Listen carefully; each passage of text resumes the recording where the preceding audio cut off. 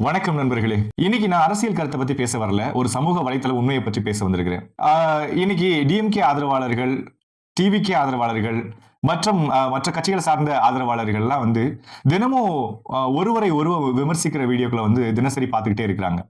எனக்கு ஒரு கேள்வி, ஏன் அந்த மாதிரி வீடியோக்கள் மட்டும் திரும்ப திரும்ப உங்களுக்கு பார்வைக்கு வந்துகிட்டு இருக்குன்னு தெரியுமா?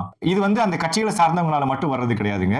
முழுக்க நம்மளால தான் அந்த வீடியோக்கள்லாம் திரும்ப திரும்ப நமக்கு வந்துகிட்டே இருக்கு. நல்லா தெரிஞ்சுக்கோங்க, Facebook, Instagram, YouTubeல எல்லாம் இது எல்லாமே ஒரு அல்காரிதத்தின் அடிப்படையில தான் இயங்கிக்கிட்டு இருக்குது. சோ இவருக்கு என்ன மாதிரி வீடியோக்கள்லாம் முழுசா பாக்குறாரு, எந்த மாதிரி வீடியோக்களுக்கு லைக் பண்றாரு, எந்த மாதிரி வீடியோக்களுக்கு கமெண்ட் பண்றாரு, எந்த மாதிரி வீடியோக்களை ஷேர் பண்றாரு அப்படிங்கறத தெரிஞ்சு இவருக்கு இதுதான் பிடிக்கும் அப்படின்னு சொல்லிட்டு உங்களுக்கு அது ரிலேட்டடான வீடியோக்களை திரும்ப திரும்ப இந்த சமூக வலைத்தளங்கள்லாம் பகிர்ந்துகிட்டே வருது.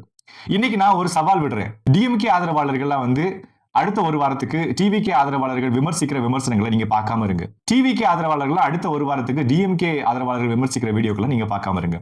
அதுக்கு பதிலா உங்க ஊர்ல என்ன பிரச்சனை இருக்கு, தண்ணி பிரச்சனை இருக்குதா, சாலை வசதிகள் பிரச்சனை இருக்குதா, இன்னும் மக்களுக்கு வேலை வாய்ப்பு உருவாக்குறதுக்கு என்ன மாதிரி வழிமுறைகள் எல்லாம் ஏற்படுத்தலாம், இன்னும் அரசு திட்டங்கள்லாம் என்ன நம்ம ஏரியாவில் இருக்குது இல்லாம இருக்குது அப்படிங்கறத தெரிஞ்சுக்கிறணும்.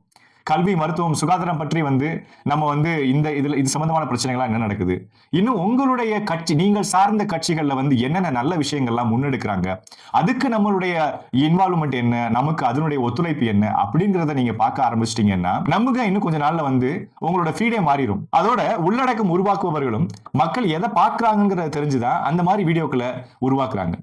மக்கள் சண்டையை பார்க்கலன்னு தெரிஞ்சுன்னா சண்டைக்கான வீடியோக்களுடைய எண்ணிக்கை குறைஞ்சு போயிடும். நம்ம அரசியலை எதிர்க்க வேண்டியது இல்லைங்க, ஆனா அரசியல் வெறும் சண்டையாகவே மாற்றவும் கூடாதுங்க. நாம யாரை ஆதரிக்கிறோங்கிறது நம்மளோட உரிமை.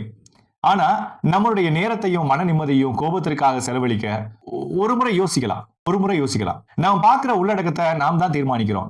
நாம் தேர்வு செய்வது நாம் நாளைய சமூக வலைத்தள கலாச்சாரத்தை தீர்மானிக்கும். ஓகே, சண்டையை வைரலாக்காதீங்க, தீர்வை வைரலாக்குங்க.